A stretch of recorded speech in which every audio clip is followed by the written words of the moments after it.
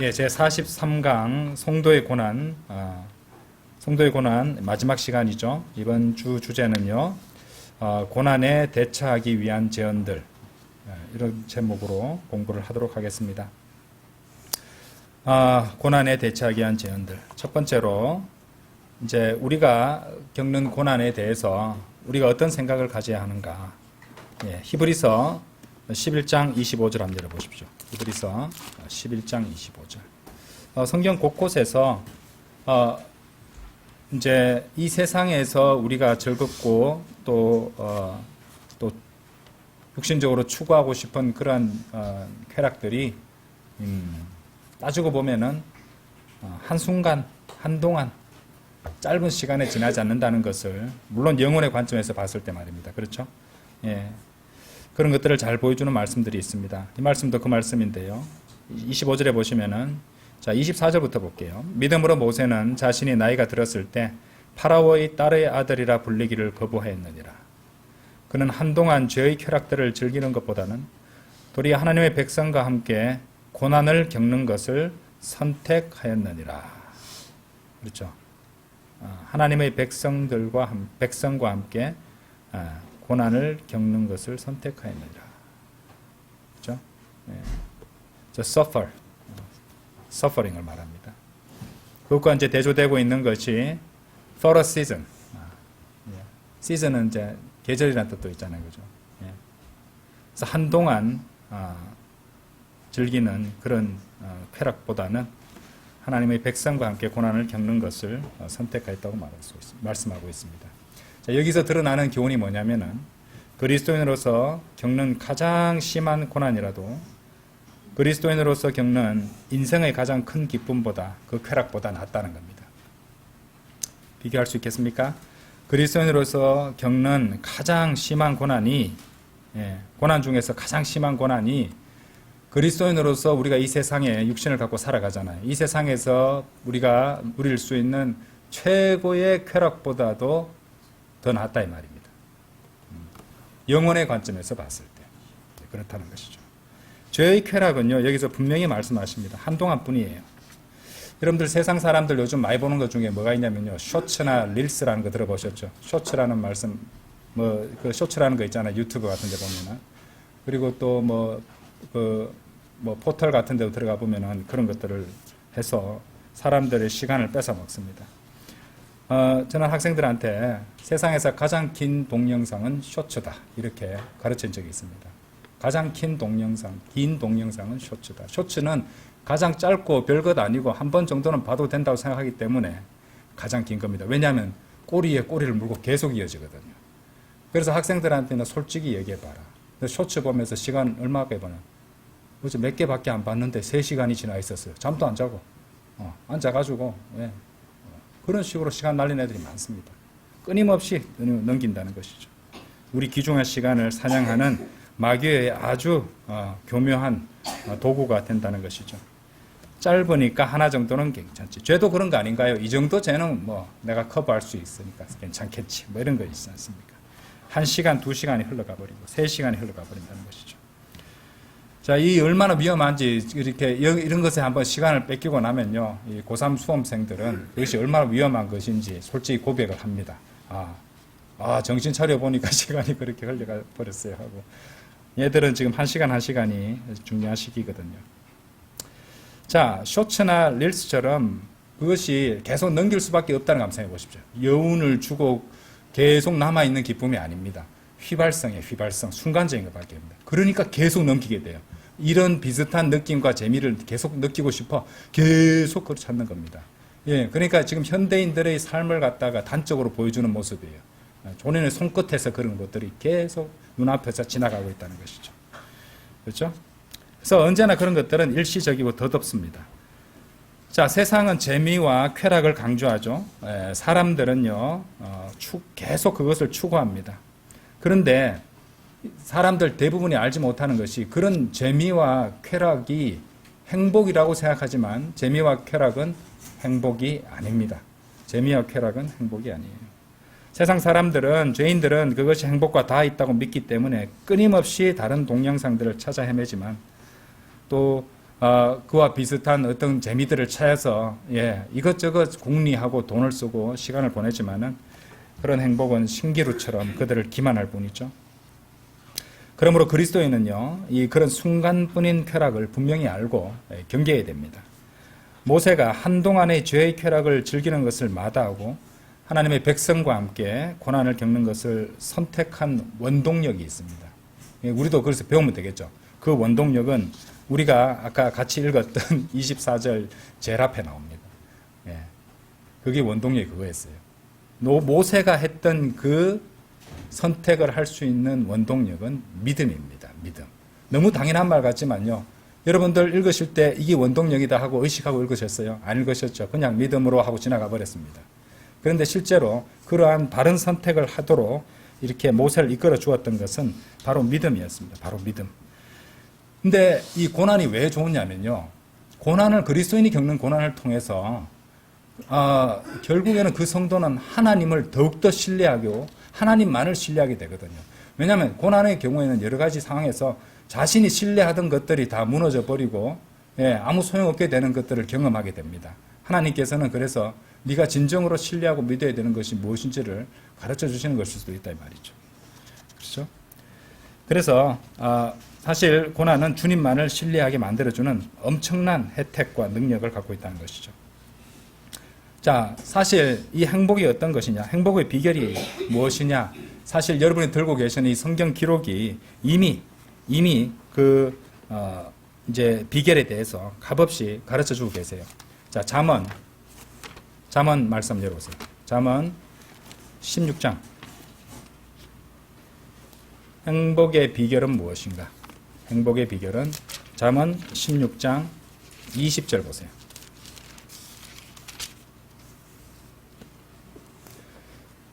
사안을 지혜롭게 다루는 자는 좋은 것을 발견하리라. 그 다음 보세요. 그런즉 누구나 주를 신뢰하는 자 그는 행복하니라. 말씀하셨죠, 그죠? 누구나 이 말씀 너무 당연한 말 같지만요, 많은 성도들이 이 말씀대로 믿고 또 실행하지 않습니다. 그런즉 누구나 주를 신뢰하는 자 그는 행복하니라. 주를 신뢰하는 자는 누구라도 이미 행복하다고 말씀하십니다. 그래서 여러분들은 이미 행복한 사람들이에요. 믿으세요? 행복하세요? 자, 그럼 내가 솔직하게 한번 해보자. 지금 행복하지 않다. 나는 그리 행복한 것 같지 않다면 둘 중에 하나입니다. 그만큼 주님을 신뢰하고 있지 않다는 믿음의 문제가 생겼다는 것이고요. 내가 주님을 신뢰하고 믿음이 강하게 주님을 찾고 있는데 행복하지 않다면은 마귀가 여러분을 속여서 여러분의 대적들 여러분을 속여서 여러분이 행복하지 않다고 만들었단 말입니다.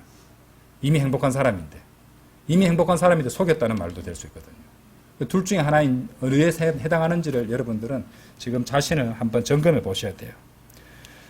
자, 결코 마귀와 세상과 육신, 우리 대적들이 여러분이 이미 행복한 사람들이라는 것을 이제 망각하더라, 아니면 행복하지 않다고 속이거라, 또는 스스로 나는 행복한 사람이 아니야 하고 부인하도록 그렇게 영향을 주도록 허용하지 마십시오. 틈을 보여서는 안 된다는 것입니다.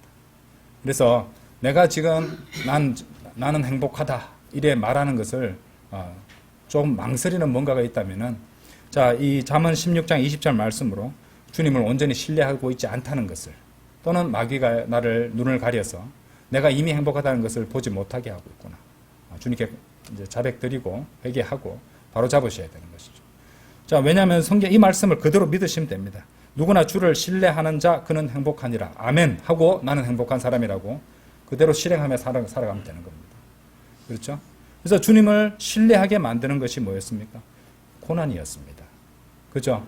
그러니까 그리스도인으로서 겪는 가장 심한 고난이 그리스도인으로서 겪는 인생의 가장 큰 쾌락과 기쁨보다도 낫다고 말씀드린 것이에요. 성경적으로 분명히 증명할 수 있는 것입니다. 아시겠죠? 자, 고난을 대처하기 위한 제언들. 두 번째는요. 자, 우리가 성경을 매일 읽어야 될 이유가 여기 있죠.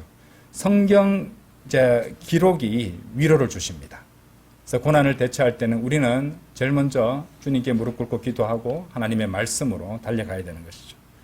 자, 로마서 15장 한번 열어보십시오. 로마서 15장.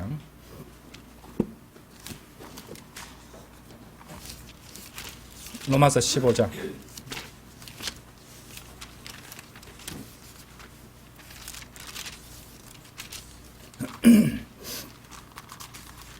자, 15장 4절 보세요.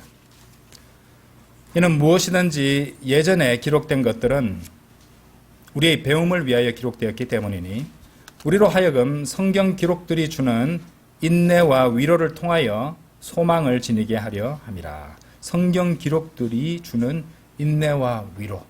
이 인내와 위로야말로 우리가 고난을 통과할 때 우리에게 가장 필요한 것들 아닌가요? 그걸 성경 기록들이 주신다는 것입니다. 성경 기록이 주는 여러 가지 혜택에 대해서 분명히 가르쳐 주시죠. 성경 기록들은 우리에게 소망을 지니게 해주시는데 그것도 인내와 위로를 통해서 주십니다. 그러면은 소망을 얻기 위해서 필요한 인내와 위로는 또 어디서 오는 것일까요? 로마서 펼쳐 놓으셨죠? 5장으로 가보세요. 5장. 자, 5장 1절부터 5절까지 읽겠습니다. 그러므로 믿음으로 정당함을 입증받은 우리에게는 우리 주 예수 그리스도를 통하여 하나님과 함께한 화평이 있느니라. 또한 우리가 그분으로 말미암아 우리가 서 있는 이 은혜 안에 믿음으로 들어감을 믿으며 하나님의 영광의 소망을 크게 기뻐하느니라. 자, 3절부터 그런즉 우리는 그렇게 할 뿐 아니라 환난들도 기뻐하나니 환난은 인내를 이루고 인내는 경험을 이루며 경험은 소망을 이루기 때문이라. 그러니까 지금 우리에게 고난을 통해서 고난 이런 것이 그대로 그 환난으로만 남아 있는 것이 아니라 그 다음에 열매들이 따라 나오는 것입니다. 인내를 이루고 인내는 경험을 이루며 경험은 소망을 이루는 줄 알기 때문이라. 그런즉 소망은 우리를 부끄럽지 않게 하느니라. 이는 우리에게 주어지는 성령님을 통하여 하나님의 사랑이 우리 마음속에 널리 부어지기 때문이라. 자, 우리는 믿음으로 구원받고 은혜 안에 들어가 하나님의 영광의 소망을 기뻐하게 되었죠. 그러므로 우리는 이 악한 현 세상을 살아가는 동안에 이 빌립보서 1장 29절 말씀처럼 주님을 위해 고통도 견뎌야 됩니다. 하지만 주님을 위해 살아가는 동안 환난을 겪는다고 해도, 그런 고통을 겪는다 해도 오히려 그것이 우리에게 크나큰 복이 됩니다. 왜냐하면 우리가 겪는 환난과 고통이 환난과 고통만으로 있는 것이 아니라 인내를 이루고 인내는 경험을 이루며 경험은 소망을 이루기 때문이죠. 우리에게 필요한 것들을 이뤄나가는 도구로서 하나님께서 쓰신다는 것입니다. 그래서 그렇게 우리 안에 자라난 소망은 우리의 믿음을 더욱 강하게 만들어줍니다. 그 소망이 그 고난을 통해서 더욱더 강해지고 커지게 되면은 도리어 다시 그 소망이 우리의 믿음을 더 강하게 만들어줍니다. 자, 히브리서 11장 1절 한번 보세요. 히브리서 11장 1절. 고난을 통해서, 그죠? 인내와 위로를, 인내를 우리가 생기게 되고, 또 그것을 통과할 수 있도록 우리가 감당할 수 있는 것만 주시니까요. 이제 그것을 통과할 수 있도록 주님께서는 또 위로까지 해주십니다. 자, 그것을 통해서 또 우리는 더욱더 큰 소망을 품게 되는데, 큰 소망을 품으니까 또 어떤 일이 발생하느냐. 히브리서 11장 1절 한번 보세요. 이제 믿음은 소망되는 것들의 실체요, 보이지 않는 것들의 증명이로다. 그랬습니다. 그러니까 소망되는 것들의 실체가 믿음이니까 소망이 커지면은 믿음도 커집니다. 그러니까 도리어 우리 믿음을 더 강하게 만들어주는 것이에요. 그럼 아까 본 것처럼 우리는 더 행복해질 수 있습니다. 예. 다 연결되어 있어요. 하나님께서 그렇게 시스템을 만들어 두셨어요. 예. 예. 그런 원리로서 지금 딱 해놓으셨단 말입니다. 그래서 우리가 품은 소망만큼 단단하고 충실한 믿음이 생긴다는 말이죠. 그래서 굳건한 소망만큼이나 강한 믿음으로 힘을 얻은 우리는 더 귀한 열매를 맺어 주님께 영광을 돌려드릴 수 있게 된다는 것입니다. 그렇죠?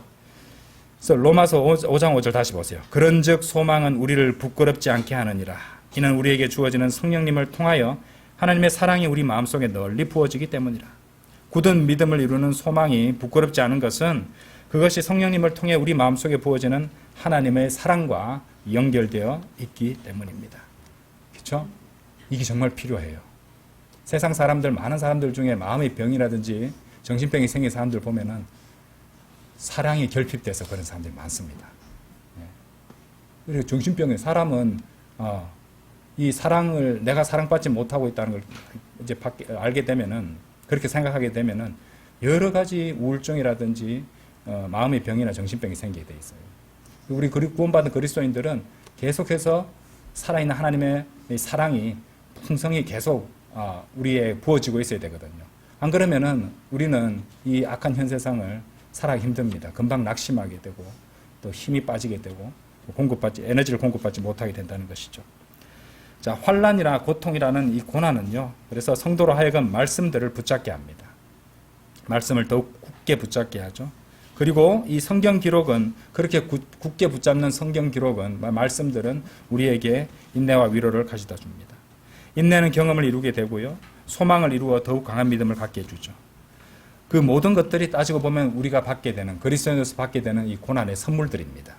하나님께서는 그야말로 고난의 선물들이란 말이 무색하지 않도록 풍성하게 채워주신다는 것이죠. 그래서 고난에 대한 위로도 그 모든 고난의 선물들과 이어져 있다는 것이죠. 그래서 주님께서 그리스도인으로서 야, 이제 너는 이 정도 받을 만하구나, 성장했으니 내가 너에게 이런 고난을 허용하겠노라.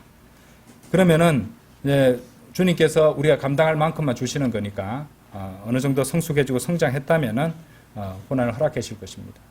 그러면은 세상 사람들처럼 쉽게 낙심하거나 우울해지지 말고 성경 기록으로 곧바로 달려가시는 것이에요. 하나님의 뜻을 구하면서 말이죠. 그리고 이제 인내와 위로로서 마음을 다잡아야 됩니다. 흔들리지 않도록 해야 되고요. 자, 그 다음엔 경험이 생기죠. 경험으로 또 성숙하게 되는 것이고요. 그리고 소망의 돛을 올리고 이제 성령님께서 이끌어 주시듯이 그 돛에 바람을 쏴 주십니다. 그렇죠? 그래서 더욱 힘차게 믿음의 항해를 할 수 있게 된다는 것이죠. 그래서 고난을 통과하는 성도들이 있다면은 말씀으로 달려가십시오. 위로를 얻으십시오. 낙심하거나 흔들리지 마십시오. 만일 여러분이 이제 고난으로 힘겨워하고 있다면요, 좀 구체적으로 이 가이드를 드리자면요, 이제 구약에서는 당연히 욥기와 시편이 좋을 것 같고요, 이 말씀들이 참 힘이 될 것입니다. 그리고 신약의 경우는 베드로전서가 귀한 위로의 말씀들을 또한 우리에게 주십니다. 이런 말씀들을 굳게 잡으시면 됩니다. 정말 믿으시고 그렇게 하십시오. 그러면은요, 엄청난 능력을 발휘합니다. 그 말씀들이. 사실 우리가 할 수 있는 건 별로 없습니다. 그죠? 우리가 내세울 게 뭐가 있나요? 우리 그리스도 없이는 아무것도 아니잖아요. 우리는 헛것보다도 못한 존재들 아닙니까? 결국에 구원받은 이후에 우리가 사는 것은 우리 육신을 갖다 십자가에 못 박고, 그죠? 우리 주님의 그리스도의 생명으로 살아가는 것이거든요. 그리스도의 능력이고 그리스도를 드러내는 삶으로 살아가는 것밖에 없는 겁니다. 그래서 항상 그 점을 명심하고 계셔야 된다는 것이죠. 자, 고난을 대처하기 위한 제언들 세 번째는요, 아까도 잠시 말씀드렸지만 기도하는 겁니다. 주님께 기도해야 됩니다. 자, 시편 102편. 시편 102편. 시편 102편.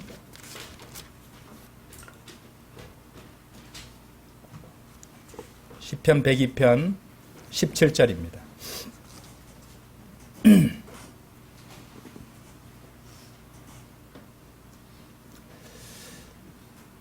그분께서 결핍된 자들의 기도에 유념하실 것이요 그들의 기도를 멸시하지 아니하실 것이라. 결핍된 자의 기도에 유념하신다. 먼저 교리적으로 이 시편 102편 17절 이 말씀은요, 대환란 때의 유대인들에 적용되는 말씀입니다.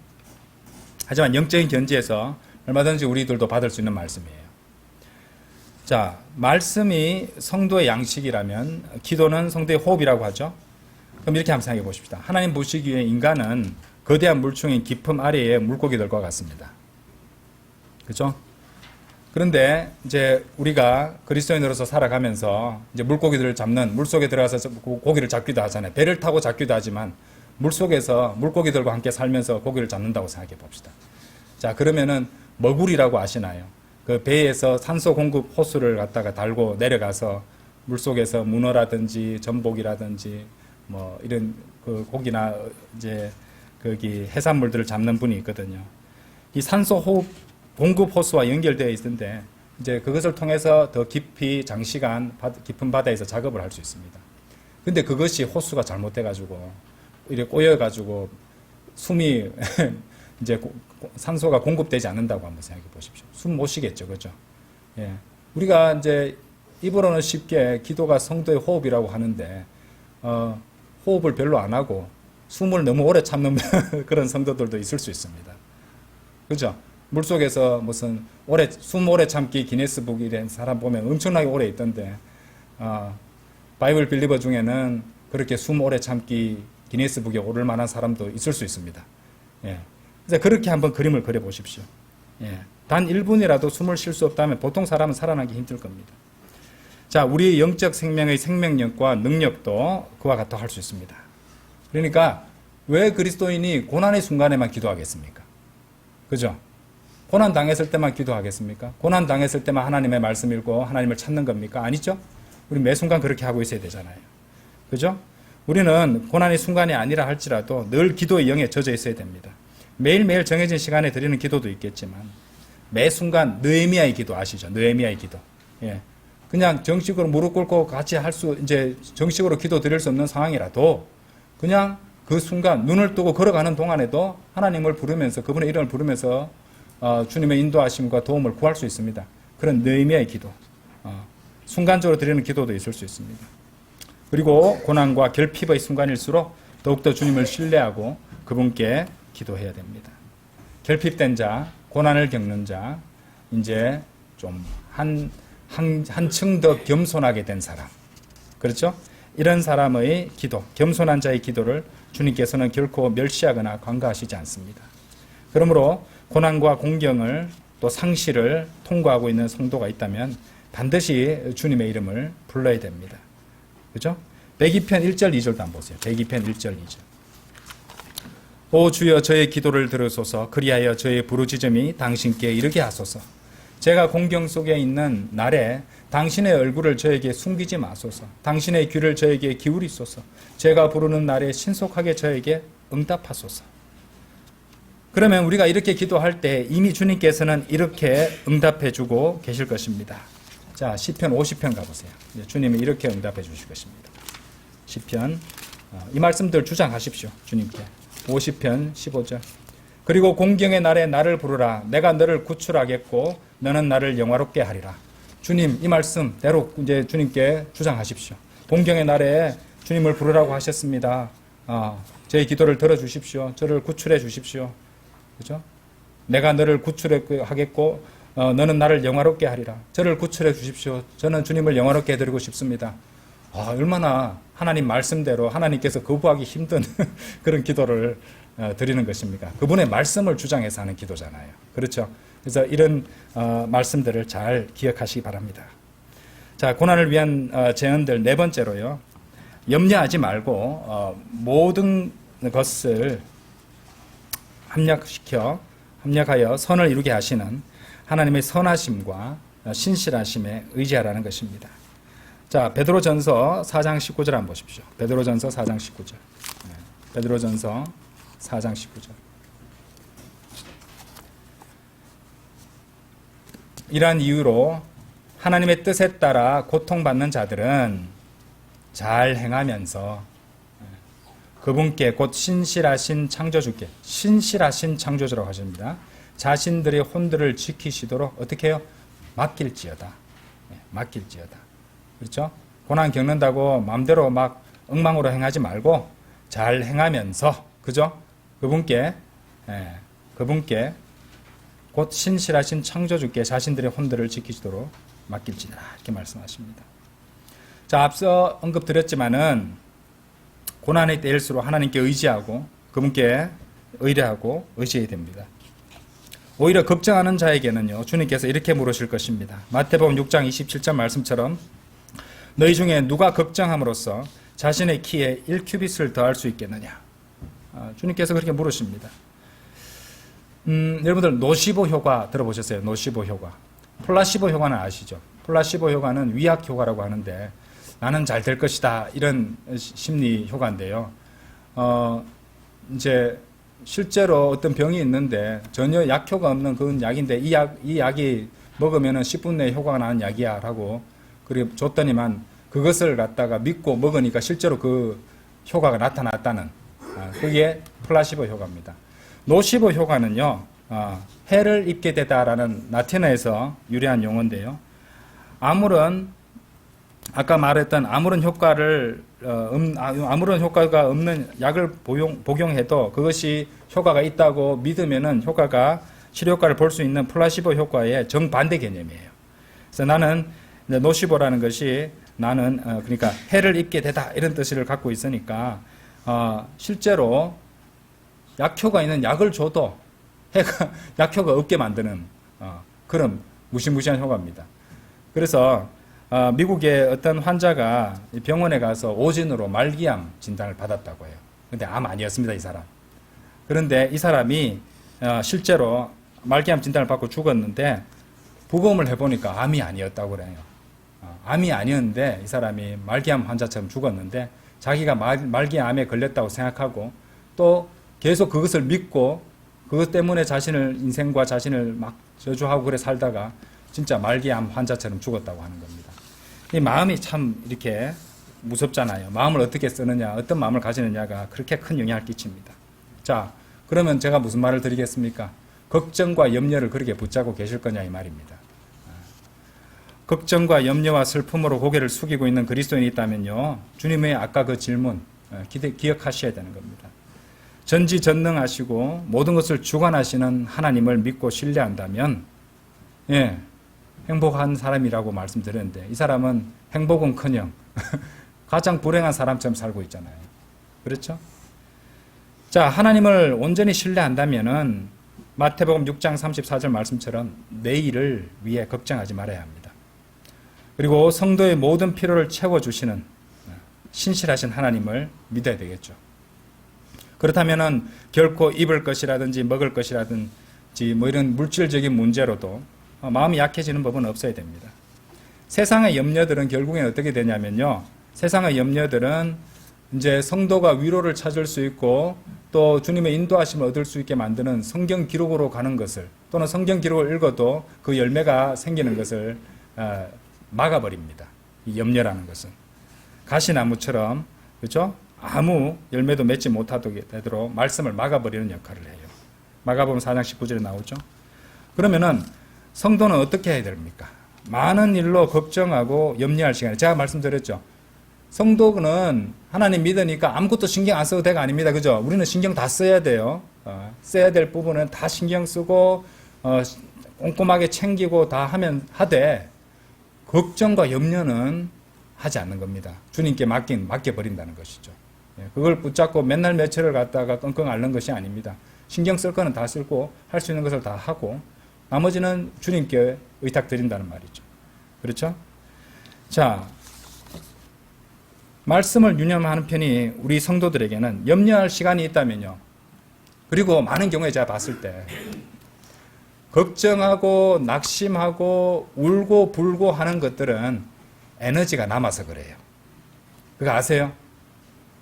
하나님께서 힘 빼고 계시는 것이에요. 에너지를 많이 남으니까 그렇게 절망하고 또 막 자포자기 해가지고 죄도 짓고 하는 힘이 남아서 그래요. 그럼 하나님께 힘을 더 빼실 것입니다. 그럼 완전히 항복하게 돼요. 주님께 완전히 의탁할 수 있는 상황이 된다는 겁니다. 그래서 많은 경우에 내가 낙심하고 있다면은 이것 봐라, 아직 힘이 육신에 힘이 많이 남았네. 그죠? 그런 것들을 한번 생각해 보셔야 됩니다. 자, 주님께서는 말씀을 유념하는 것이 훨씬 더 낫다고 말씀하십니다. 자, 누가복음 10장 한번 열어보세요. 누가복음 10장.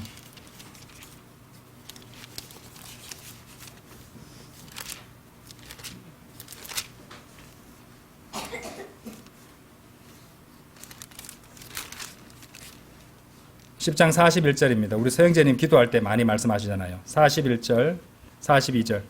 그러자 예수님께서 그녀에게 대답하여 이같이 말씀하셨더라. 마르다야, 마르다야, 네가 많은 일들에 대하여 염려로 가득하고 불안해하는도다. 그러나 필요한 것은 한 가지뿐이라. 그런즉 마리아는 그 좋은 편을 선택하였으니 그녀는 그것을 빼앗기지 아니하리라. 결국에 우리가 분주하게 이 세상 살면서 걱정하고 염려하고 불안해하는 것들이 많이 생깁니다. 그렇죠? 근데 그때 혹시 내가 하나님의 말씀, 성경 기록에 의지하고 그 성경 기록 달려가는 내 발걸음을 이렇게 방해하거나 막는 것이 아닌가 한번 생각해 봐야 된다는 것입니다. 그런 상황일수록 가장 필요한 것은 하나님의 말씀이거든요. 하나님의 말씀으로 내 마음가짐을 바로 잡아야 되는 겁니다. 그죠? 내가 잘못 보고 있다. 내 관점이 잘못될 수 있다는 것이죠. 굉장히 중요합니다. 똑같은 사안이라도 사람이 어떻게 보느냐에 따라서 완전히 다른 것이 되어버리거든요. 그래서 마귀는 우리의 감정이나 어떤 그런 어떤 육신적인 느낌이나 이런 걸 이용해가지고 바로 보지 못하게 만들 수도 있습니다. 우리를 속일 수 있다니까요. 그렇죠? 제가 말씀드렸잖아요. 마귀에 점유된 사람들보다도 훨씬 많은 게 마귀에 속는 사람들입니다. 바이블 빌리버도 마귀에 얼마든지 속을 수 있습니다. 아시겠죠? 예, 제가 말씀드렸잖아요.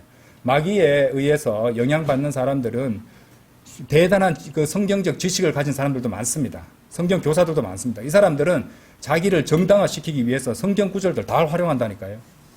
예, 그러니까 항상 바로 바른 말씀으로, 바른 태도로. 그래서 하나님의 말씀을 대할 때요. 왜 그렇게 돼버렸느냐? 하나님의 말씀을 향해서 정직하지 않아서 그렇습니다.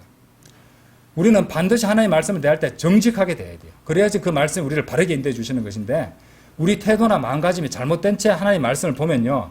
성경은 놀랍게도 우리 정욕을 정당화시키는 우리의 욕심과 잘못된 그 실행을 정당화시키는 말씀들로 보이게 만든다니까요. 그게 하나님의 말씀이 무서운 겁니다. 결국에 왜 그렇게 하시냐고요? 우리 마음을 드러내신다니까요. 그렇게 해서 결국에 다 드러나게 하십니다. 경험해 보셨죠? 예, 성경은 살아있는 책이고 또 바른 마음가짐으로 성경을 보지 않는 사람들한테는 참으로 무시무시한 결과를 가져다 준 책이기도 합니다. 자, 걱정과 염려로 소중한 인생의 시간을 태우고 있는 그리스도인이 있다면은 그 사람은 믿음 없는 악한 자라고 히브리서 3장 12절에서 말씀하십니다. 그리고 야고보서 1장 8절에서는 두 마음을 품은 사람이라고 말합니다. 질병도 박해도 고난도 슬픔도 주님께서 허용하셨고 보내주신 것이라면 걱정을 앞세우지 말고 주님의 뜻을 구하며 아멘으로 받을 일입니다. 오히려 주님께서는 다음과 같은 명령들을 주셨어요. 그래서 우리가 지금 찾아보는 이 구절 한번 두 구절을 제가 소개할 텐데요. 반드시 기억하고 마음에 새겨서 순종하시기 바랍니다. 자, 베드로전서 5장 7절입니다. 베드로전서 5장 7절. 너희의 모든 염려를 그분께 던지라. 이는 그분께서 너희를 돌보시기 때문이라. 자, 캐스팅입니다. 캐스팅. 던지는 거예요. 캐스팅. 그죠? 자, 한글 킹제임스 성경처럼 맡기라가 아니고요. 여기서는 캐스팅입니다. 던지라는 거예요. 던지라. 예. 왜 던지면 던질 때 보통 왜 던져버립니까? 다시 찾을 일이 없이 던지는 겁니다. 그죠? 예. 다시 그걸 가져오지 않겠다는 겁니다. 던져버리는 겁니다. 아이, 그래도 하나님께 건방지게 던지면 되나? 그래. 아니요, 핵심은 그거예요. 다시 찾을 일 없이 그분께 다 던져드리는 겁니다. 무슨 말인지 아시겠죠? 그죠? 예. 그럼 좀 낫죠. 던져드리라. 예. 그렇게 받아들이는 겁니다. 온전히 떨쳐버리라는 것이죠. 예. 자, 빌립보서 4장 6절 한번 보시죠. 빌립보서 4장 6절. 빌립보서 4장 6절. 아무 일에도 염려로 가득 차지 말라. 염려로 차면은 다만 매사에 기도와 간구로 감사들을 드리면서 너희의 요청들이 하나님께 알려지게 하라. 염려로 가득 차지 말라. 지금 염려로 가득 차고 있을 순간이나 그런 상황을 겪었다는 말이잖아요. 그런데 다만 매사에 모든 일입니다. 기도와 간구로 감사들을 드리면서. 그러니까 내 눈에는 이거는 문제밖에 없는 상황처럼 보이다 할지라도 자, 그럼 보는 관점을 바꿔야 됩니다. 이것이 하나님의 뜻을 구하고 여기서 하나님께서 주시는 하나님의 그 고난처럼 보이는 고난으로 포장된 복이 있는 거예요. 예. 그런 것들을 갖다가 또 감사함으로 받으면서 주님께 감사들을 드리고 그렇죠. 다만 필요한 것들이 있다면 주님께 요청을 기도와 간구로 요청들이 하나님께 알려지게 하라는 겁니다. 다만 감사들을 드리는 마음가짐이 되는 거죠. 그렇죠. 주님께서 옳습니다. 주님께서 주관하시는 것. 당연한 거 아닙니까? 하나님께서 우리를 제일 잘 아시고 모든 것을 하실 수 있고 또 우리뿐만 아니라 온 세상을 돌아가는 것을 다 주관하시는 분인데 그분의 판단이 더 나은 거 아닙니까? 당연히 그냥 생각을 해도. 세상 사람들 중에서도 나보다 경험 있고 더 능력 있는 사람 뭐 어떤 일을 할 때 이렇게 하자 하면 다 따라가잖아요. 왜 하나님은 뜻대로는 안 따라가는 거냐 이 말입니다. 그런 거 한번 생각해 보십시오. 그죠? 그러니까 염려할 시간이 있고 염려할 에너지가 있으면요, 기도에 에너지를 씁시다. 그죠? 기도에 에너지를 쓰면 되는 겁니다. 하나님께 기도와 간구로 감사들을 드리는 사람이 되어야 합니다. 자, 그 다음에 고난에 대처하기 위한 제언들 다섯 번째로, 자, 박해를 받을 때 스스로에게 말해 주십시오. 너는 바른 길을 가고 있다. 박해를 받을 때 스스로에게 말을 해 주십시오. 혼잣말 하십시오. 혼잣말 할 필요가 있습니다. 성경에도 혼잣말 하는 부분들이 나옵니다. 그죠? 사도 바울도 그렇게 했고요. 근데 혼잣말이 어떤 혼잣말의 종류에 따라서 정신병이 될 수도 있고, 성도들을 세워주는, 왜냐면은, 여러분들 이런 거 한번 생각해보죠. 부자 생각해보세요, 부자 혼잣말 했습니다. 창고 같은 거 막 지어놓고, 내가 이만큼 준비해냈으니 내 혼자 이제 편하게 지내라. 혼잣말 했잖아요. 자, 그거는 진짜 어리석은 말이었어요. 탕자도 혼잣말 한 거 아십니까? 돼지 거기서, 이제 돌아가야겠다고 회개하잖아요. 그죠? 그 혼잣말이었어요. 근데 그런 말은 해줄 필요가 있습니다. 그럼 여러분이 잘못 가거나 죄를 지을 때, 여러분 스스로 평소에 하나님께 기도드리고 하나님의 말씀을 자꾸 읽고 있다면은, 여러분의 양심은 또 이제 성령님의 인도함을 따라 여러분들한테 그 성령님의 음성을 들려줄 수 있어요. 이렇다. 그러면 그 얘기를 갖다 스스로 해주란 말입니다. 아시겠죠? 그 설교자들이나 주님께서 좋은 생각을 넣어주시고, 주님께서 뜻을 보여주시고, 또 주님께서 말씀하셔서 이렇게 준비했다. 이렇게 설교자들이 그런 말씀 하시는 거는 그냥 갑자기 뿅 하고 나타나셔가 그래 말씀해 주신 게 아닙니다. 많은 경우에 이렇게 마음속에서 들려오는 목소리로서 양심의 소리라든지, 그죠? 성령님께서 들려주시는 그런 목소리로서 그렇게 인도해 주시는 경우도 많거든요. 근데 그런 목소리가 하나님의 말씀에 기반을 한 그런 진리의 말씀을 주신다면은 그것을 스스로에게 해주시라는 겁니다. 정신 차리도록. 야, 누구야? 너 잘하고 있어. 잘하고 있는 거야. 걱정하지 마. 그거 미친 거 아닙니다. 그게 바로 하는 겁니다. 사도 바울도 그렇게 했습니다. 아시겠죠? 자, 두 곳을 보겠습니다. 마태복음 16장 17절 한번 보세요. 자, 제가 어떻게 그 주제와 이 얘기를 연결시키는지 한번 보십시오. 마태복음 16장 17절.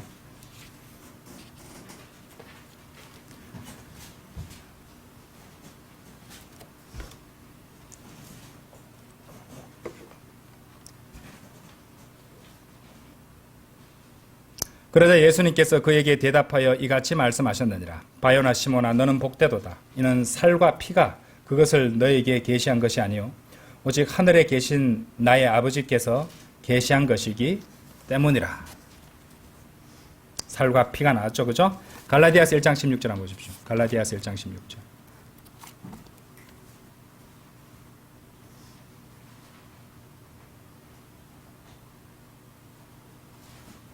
갈라디아서 1장 16절.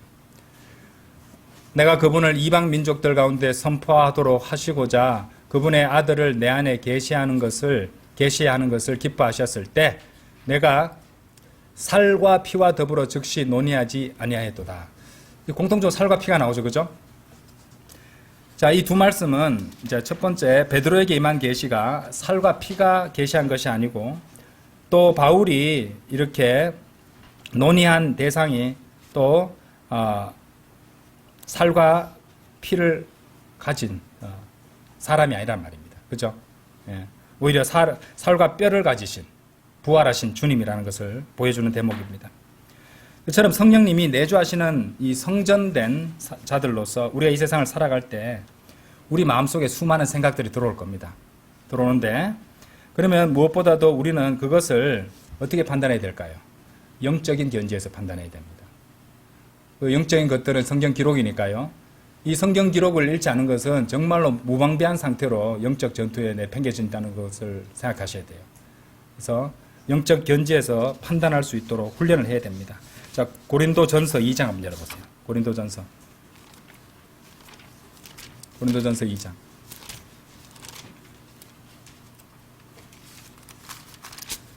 2장 13절부터 15절입니다.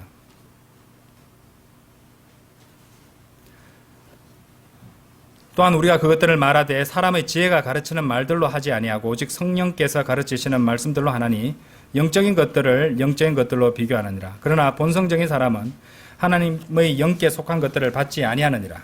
이는 그것들이 그에게는 어리석음이기 때문이요 그는 그것들을 알 수도 없으니 그것들은 영적으로 분별되기 때문이라. 그러나 영적인 자는 모든 것을 판단하나 그럼에도 자기 자신은 아무에게도 판단받지 아니하느니라. 그러므로 우리는 이 세상을 살면서 겪는 모든 일들에 대해서 영적인 것, 성령님께서 가르치시는 말씀들에 비추어서 판단을 하고 또 생각하기를 지속적으로 해야 되고, 자, 이것들이 익숙해질 때까지 계속해서 훈련을 해야 됩니다. 왜냐면요, 많은 경우에 있어서 사람들이 어떤 일이 생기면 육신적으로 판단하게 됩니다. 제일 먼저 세상적인 관점에서 판단하고 육신적인 어떤 반응으로 또 단정 짓기도 하거든요. 그렇기 때문에 말씀들에 비추어서 판단하고 생각하기를 지속적으로 해야지, 그렇게 해서 말씀으로 통제받고 그 마음을 말씀으로 지킬 수 있게 된다는 겁니다. 아니면 마음이요, 그쪽으로 딸려가 버립니다. 예. 그렇죠? 자, 그리고 말씀으로 판단하고 대처하는 것은 이 경건을 이루기 위한 참으로 핵심적인 요소 가운데 하나가 된다는 것이죠. 자, 디모데전서 4장 8절도 한번 보십시오. 디모데전서 4장 8절. 디모데전서 4장 8절.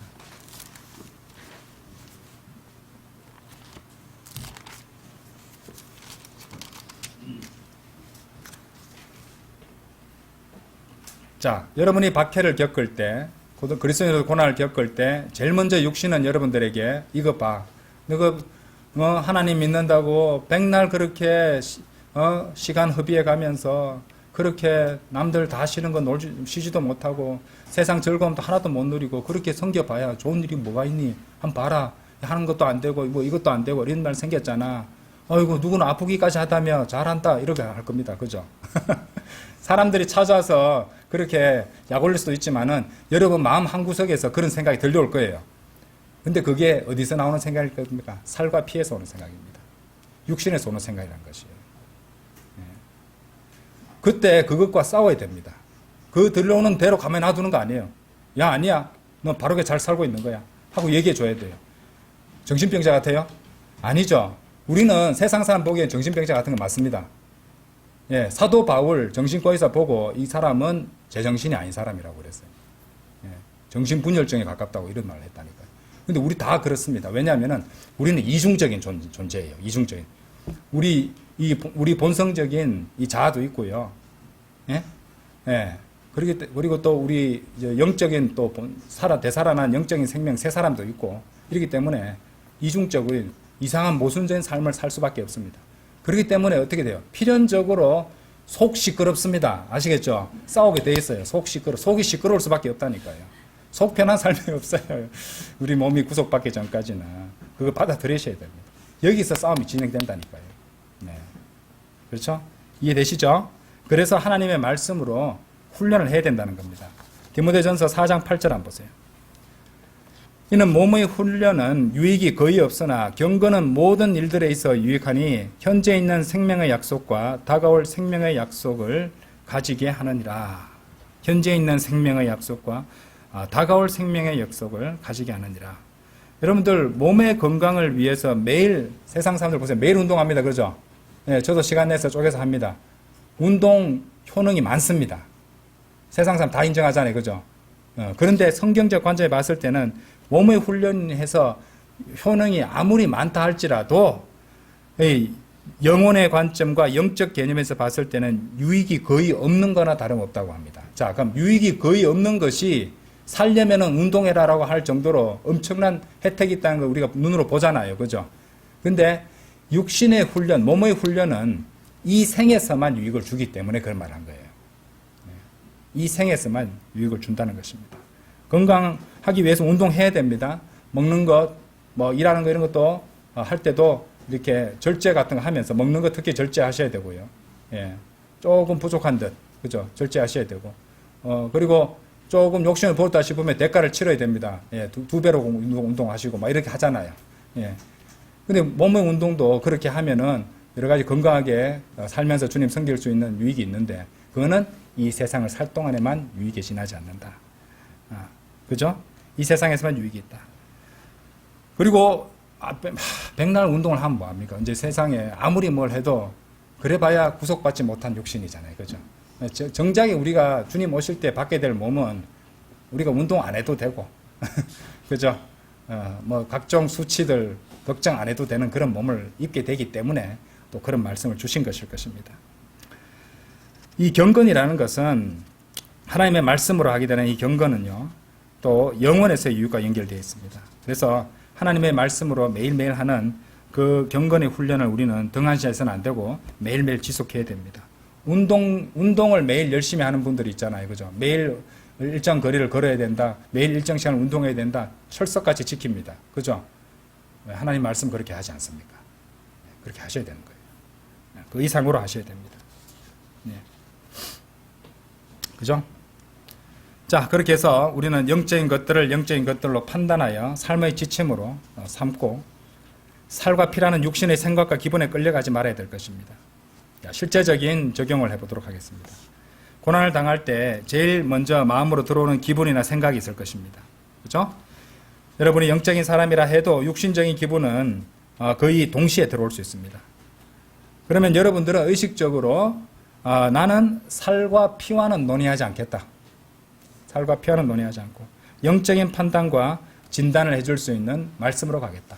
그러니까 말씀은요, 위로도 주시는 거지만요, 우리에게 길잡이를 또 제시한다는 것이죠. 어떻게 해야 되는 건지. 그리고 이 현재 상황을 갖다 파악할 수 있는 지혜를 주신다는 것입니다. 자, 그런 경우에 붙잡을 수 있는 두 가지 말씀. 그리스도인으로서 고난을 받을 때 내 마음에 자포자기하고 포기하고 싶고 이거 해서 무슨 소용이 있나 이런 생각이 들 때 잡을 수 있는 두 말씀을 제시하겠습니다. 갈라디아서 5장 11절입니다. 갈라디아서 5장 11절.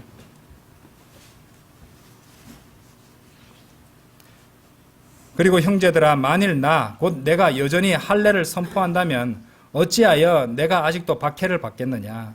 그렇게 했다면 십자가로 인하여 실족하게 하는 일이 그쳤으리라. 사도 바울의 고백입니다. 사도 바울은요, 유대교 최고 전문가 중에 한 명이었어요. 그럼 자신의 살과 피와 의논한다면요, 이거 은혜 복음을 전하면 안 돼요. 맞죠? 그리고 내가 이 은혜 복음을 전했을 때 내한테 어떤 반응이 올 것인가 누구보다도 잘 알고 있었어요. 그렇죠? 예, 그 말을 하고 있는 겁니다. 당연한 거다. 그죠? 그런데 진리를 선포하여 박해를 받는 것이다. 그것은 잘하고 있는 것이야. 진리를 선포해서 박해를 받는다면 그것은 잘하는 것이야. 낙심하지 마. 걱정하지 마. 잘하고 있는 것이니까. 잘하고 있다는 증거야. 이렇게 말을 해주면 된다는 것입니다. 사도 바울도 그런 것을 겪었다는 것이죠. 그리고 우리 잘 아시는 말씀 디모데후서 3장 12절입니다. 디모데후서 3장 12절 아시죠? 그런즉 진정 그리스도 예수 안에서 경건하게 살고자 하는 모든 자들은 박해를 받으리라. 더 이상 설명이 필요 없습니다. 이러한 박해를, 이거 하나님께서 주신 약속이에요. 예? 하나님께서 주신 약속이에요. 반드시 그렇게 하십니다. 그리고 하나님께서 주신 약속이기에 하나님께서 온전히 주관하십니다. 너무 걱정하실 필요 없습니다. 또 하나님께서는 우리가 감당할 수 있는 것 이상으로는 주시지 않습니다. 신뢰하시고 믿으세요. 불안할 필요 없습니다. 그렇게 스스로에게 일러주십시오. 알겠죠? 혼잣말 해도 좋습니다. 스스로에게 일러주십시오. 그 말을. 하나님의 말씀은 얼마든지 혼잣말을 소리내서 스스로에게 해주셔도 됩니다. 자, 고난에 대처하기 위한 제언들 다섯 번째, 마지막 다섯 번째입니다. 하나님을 섬기다가 박해를 받는다면 그 박해의 경험과 간증으로 다른 이들을 위로해주고 용기를 줄 수 있을 것입니다. 내가 받는 이 실패와 고난과 또 고통이 무슨 유익이 있겠는가? 우리가 엄청난 유익이 있다는 걸 알게 됐잖아요. 그죠? 근데 당장에 눈에 안 보입니다. 그런데 이거 한번 생각해 보세요. 내가 먼저 세상적으로 봐도 먼저 실패를 한번 겪어본 사람은 실패한 사람한테 와서 내가 실패해 봤는데 하고 위로를 해줄 수 있습니다. 예, 교훈도 해줄 수 있고요. 교훈도 나눠줄 수 있고요. 그런 유익이 있다는 것입니다. 성경 기록은 하나님을 사랑하는 자들에게 그분의 목적대로 부르심을 받은 자들에게는 모든 것들이 합력하여 선을 이루느니라. 로마서 8장 28절이죠. 이 약속을 주셨습니다. 그래서 하나님은 성도의 실수와 성도의 실패와 성도가 받는 고난과 성도가 받는 곤경과 박해와 성도의 눈물과 한숨까지 그 모든 것들을 알차게 사용하실 수 있습니다. 다 사용하실 수 있습니다. 하나님께서는. 기억하시죠? 환난은 인내와 위로를 주고 그것은 경험을 이루고 소망을 이룬다고 하셨습니다. 자, 우리가 환난을 통과하면서 얻은 인내와 위로와 경험과 소망은 우리 자신에게도 엄청난 이제 혜택을 주는 것이지만 우리뿐만이 아니라 다른 성도들 그리고 우리가 사랑하는 형제 자매들 다른 성도들에게도 도움을 줄 수 있습니다. 언제 그렇게 할 수 있느냐? 주님께 감사들을 드리고 그분을 영화롭게 해드리기 위해서 간증을 나누고 위로를 나눌 때 성도들을 세워줄 수도 있고 성도들에게 혜택을 나눠줄 수도 있다는 말입니다. 왜냐하면은 내가 겪었던 것과 조금 형태 면에서는 좀 다르다 할지라도 비슷한 종류의 고난을 겪는 그런 성도들이 반드시 있을 것이거든요. 그럼 그때 그 성도들에게 이제 위로를 주는 가운데서 그 성도를 세워줄 수 있도록, 그죠? 내가 해봤는데 그거 아무것도 아니야 하면서 자기를 드러내는 교만한 충고가 아니라 말입니다. 그죠? 그렇게 해서 성도들을 세워줄 수 있을 것입니다. 그것이 그렇게 하는 성도는 또 그리스도의 심판석에서 상 받습니다. 여러분들 아시죠? 자, 고린도 후서 1장 한번 보십시오. 고린도 후서 1장.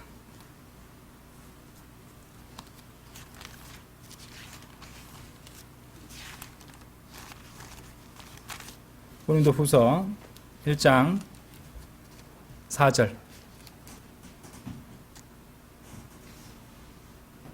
하나님께서는 우리의 모든 환난 중에서도 우리를 위로하시나니 어떤 공경 중에 있는 자들이라도 우리가 하나님께 직접 위로받은 그 위로를 통하여 우리가 능히 위로할 수 있게 하려 하십니다. 여러분들 능력 있는 설교자들의 비결이 어딘지 아십니까? 그 사람들이 엄청 고난과 고통을 겪은 것이에요. 위대한 설교는 고난과 고통과 환난 속에서 빚어지는 법입니다. 먼저 겪어봤기 때문에, 먼저 많은 눈물을 흘려봤기 때문에, 먼저 한숨을 많이 쉬어봤기 때문에 그 성도들을 세워줄 수 있도록 전할 수 있단 말입니다. 6절도 보세요.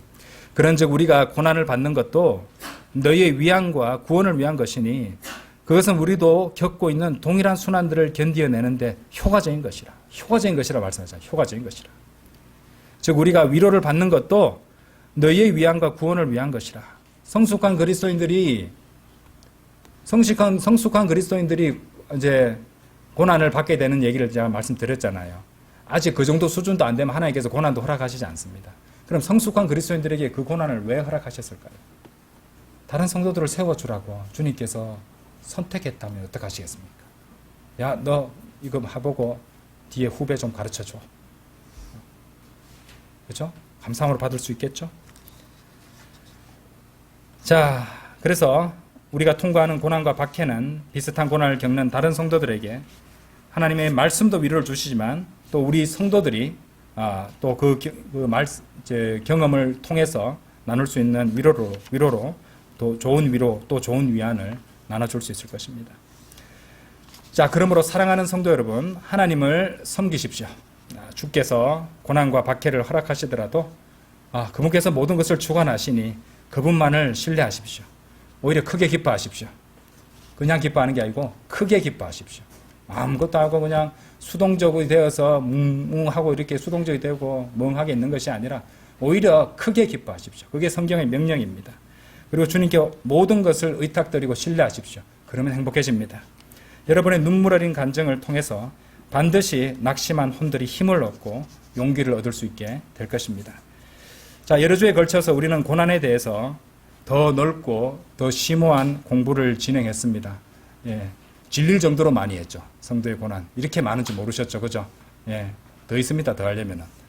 예. 더 있습니다. 예. 얼마든지 주님께서는 필요한, 왜냐하면은 우리는 이것을 반드시 박해를 받게 되어 있거든요. 이것을 다 명시적으로 정리해서 알고 있어야 됩니다. 예? 이 공부를 마감하면서 지금 제 마음속에는 이러한 기도가 맴돌게 됩니다. 오 주님, 우리 모두 고난에 담긴 하나님의 은혜와 능력과 인도하심에 따라 이 악한 현 세상을 살아가게 하시옵소서. 그리하여 우리 모든 성도들이 주님을 더욱더 영화롭게 해드리고 서로를 세워주는 간증을 피워내게 하소서. 다 같이 기도드리겠습니다.